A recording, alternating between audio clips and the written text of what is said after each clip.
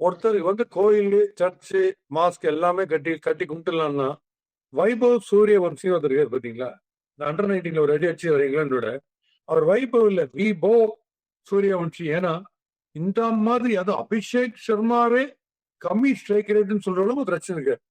15 six 15 boundary டீம்ல வேற யாருமே அடிக்கூடாது பேன் பண்ணிட்டாங்கன்னு தெரியல. இவரே அடிச்சிருக்காரு. இப்ப பாகிஸ்தான் எடுத்து அவங்களுக்கு அவங்க இன்னுமே அந்த அபிஷேக் சர்மா, இஷான் கிஷன், அப்புறம் இந்த சூரியவம்சியில நான் வர மாட்டோம். அவ்வளவுதான் 2 பாயிண்ட் கொடுத்து போயிட்டே இருப்போம். அவர் ஸ்டைலா நடப்பான். 2 பாயிண்ட் கொடுத்து நாங்க போயிட்டே இருக்கோம். அவங்க இனிமே இதே தான். நீங்க வாக் அவுட்னு சொல்லாதீங்க, கொஞ்சம் ஸ்டைலா நாங்க ஃபிளை அவுட் சொல்லுவோம். 2 பாயிண்ட் கொடுத்துட்டு போயிட்டே சொபிஸ்டிகேட்டடா கொடுக்குறாங்க. ஏன்னா நாங்க ஆண்டா அசிங்கப்படுவோம் கிரௌடுக்கு முன்னாடி.